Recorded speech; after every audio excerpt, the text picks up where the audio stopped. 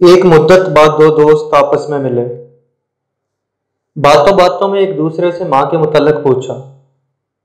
ایک دوست بولا، ماں کا کیا حال ہے؟ دوسرے دوست نے کہا، آج ماں کا جنم دن ہے، میں صبح صبح ان سے ملنے گیا تھا، نئے کپڑے بھی دے کر آیا ہوں، بہت کچھ کھانے کے لیے بھی دے کر آیا ہوں، ابھی اولڈ ہوم سے ہی آ رہا ہوں، سب ٹھیک ہے دوست۔